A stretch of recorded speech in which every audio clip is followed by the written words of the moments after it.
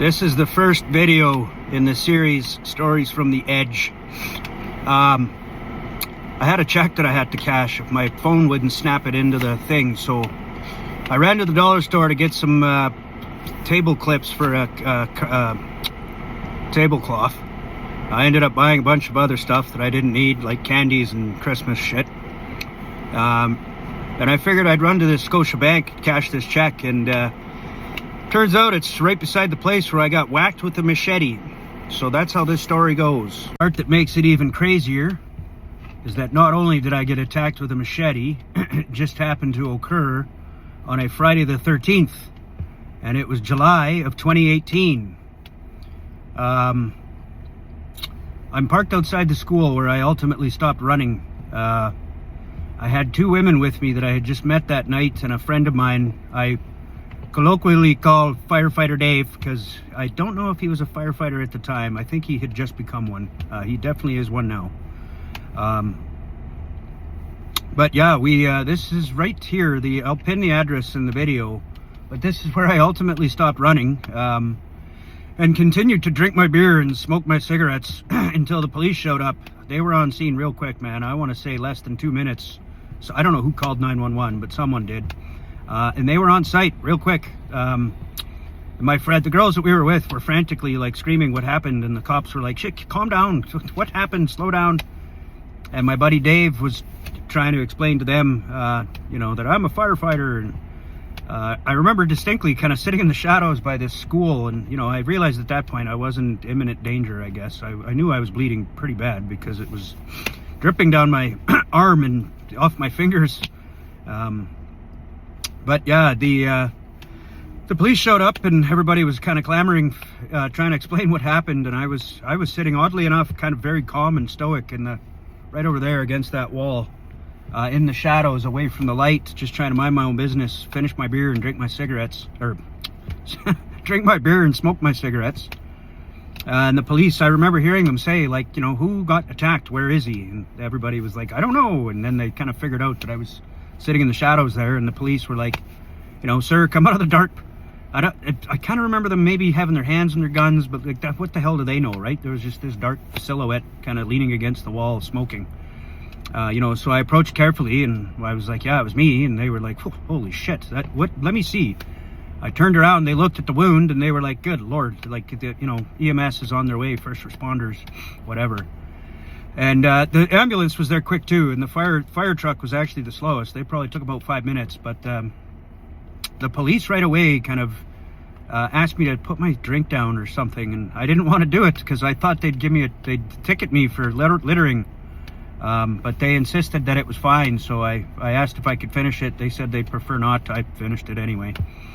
Threw my cigarette in the ground, and then the ambulance kind of come up and looked at the wound, and they were like, that's deep and it's squirting, we gotta go. So they threw me in the back of the bus and hauled me off to the ER, or the hospital, closest hospital I think in Winnipeg at the time was Health Science Center. So that was a crazy night, man. I kind of had a suspicion that something bad was going to happen. It was Friday the 13th. When the event happened, it was probably Saturday the 14th, because it was probably about 1:30 in the morning. But still, that I say Friday the 13th because of theatrical effect.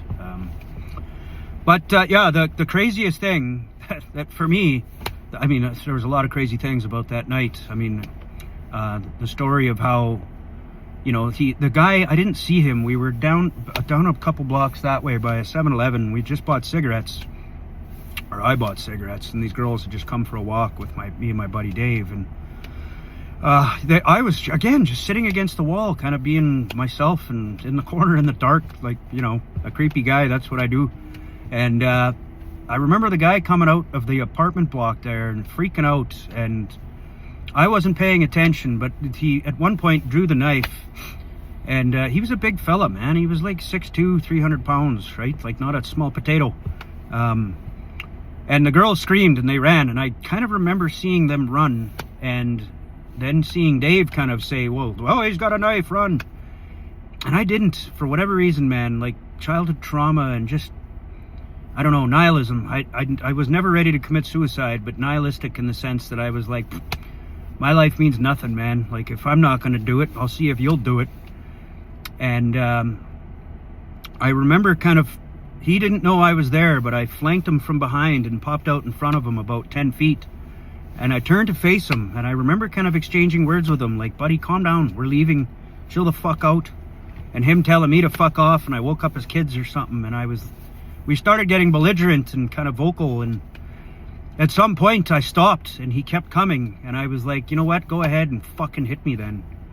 And he didn't, he kind of stopped, and when I turned my back to walk away, I remember hearing him kind of thud up behind me, because he was a heavier set dude, bigger guy, and I braced for impact, and I remember kind of tensing up like that, and that might have saved my life, I don't know, because he hit me right at the top of the tricep of the left shoulder, missing everything, man. He missed any kind of nerves. There was no nerve damage, and I mean, if I hadn't done that, he might have hit my neck, I don't know, and if he hit my neck, he would have killed me, but he didn't, and I mean, it was a deep cut. It was right down to the bone. He scuffed the bone, and there was 8 stitches internally, and I think 12 on the outside. So it was a deep wound, man. Even the surgeons were kind of surprised. It's like, man, you know, the fatty tissue in your upper tricep, it saved your bacon, man. Like, you're not gonna lose feeling or nothing. So, man, talk about a lucky break from the universe. But at the same time, what the fuck? Who gets whacked with a machete on Friday the 13th? But to wrap the story up, the craziest part for me, that I still tell the story with kind of enthusiasm because it's just wild. But sitting in the ER, in the triage area or whatever, not in the triage, it was behind scenes, and I was in a gurney, ambulance gurney or whatever. And sitting there in kind of a haze and phase, and the police had taken my cell phone and my keys and identity and all that, and everybody was just kind of sitting around and asking me questions at random, and maybe they had given me painkiller or something, but I was fucked out of my mind, man. I probably drank, I don't know, $300 worth of booze and vodka, and you know, buying rounds of shots and fucking God, who knows what else I was on. I might have been flying on coke too. Fuck, I don't know, I can't remember, but I was fucked up, I know that. And yeah, the craziest thing is that, again, I'm sitting in the gurney and probably been there for about an hour, and I kind of had to piss, and I remember trying to get one of the orderlies' attention and be like, look, where's the bathroom? And he's like, well, you can't go to the bathroom. You got to pee in this kidney cup. And I was like, yeah, that's not going to happen. I'm potty shy, man. I can't just pee in front of people. Never mind a whole plethora of people. And for whatever reason, I remember looking at one of them and saying something like, man, you realize what day it is today? And everybody was like, well, I don't know. And I'm like, it was Friday the 13th. And they're like, yeah, it was. And I'm like, I got chopped at with a machete on Friday the 13th. And everybody was like, yeah, that's pretty wild. And then it dawned on me that it was July. And I somehow put it in my head that the first letter of each month after that, do that as an exercise and tell me what it spells. And actually, I'll save you the effort. If you have July, August, September, October, November, ignoring December because it destroys the efficacy of the story. What do the first letter of each of those months spell? If you can't put 2 and 2 together, I'll tell you, it spells Jason. When I made that realization, all fucked out of my mind in a drunken high state of mind, everybody in the room kind of went silent and was like, what the hell? And I kind of remember the cop asking me, like, how'd you figure that out? Did you Google it? And being cheeky, I was like, how would I fucking Google it, man? You got my phone. And again, everybody just kind of went silent. They were scratching their heads how I figured that out. And I have no idea how I figured it out. I might have seen something earlier on Facebook or something, I don't know, and that might have been what set me off and going like, something's gonna go wrong tonight. I can feel it in my core. Intuition. I didn't think men had intuition, but I think I do. I'm special. I see the future. Ask me about the winning lottery tickets and numbers, and send me $1,000 and I'll give you the numbers for next week. Anyways, guys, my presentation skills suck. I know. I was gonna do this with a lot more flair and professionalism and cutscenes and stick figure fighting action figures, and you know, I was gonna tell you something fantastical, like I confronted the guy and gave him a butterfly kick and a Hadouken, but that's not how it unfolded, man. I don't know if I was looking to die that night or what, but my nihilism got the better of me, my ego, and it very well could have got me killed. That's the closest to being murdered I've ever come, and there's been a couple other times in life where I've crossed boundaries and just about got myself in a lot of trouble, but that one was full impact, and man, missed life-changing injuries by fractions of an inch. And you know, hitting my neck by about 2 or 3. So fucking holy moly, knock on wood, eh? Anyway, that's my first video drop for the series Stories from the Edge. How I got whacked with a machete on Friday the 13th, and all the fucked up crazy signals from the universe telling me like, dude, what? Get your shit together, dude. What in the it? And I didn't for years. Yeah, it took heartbreak and addictions and job loss and health problems to catch up to me to finally give me the wake-up call I needed.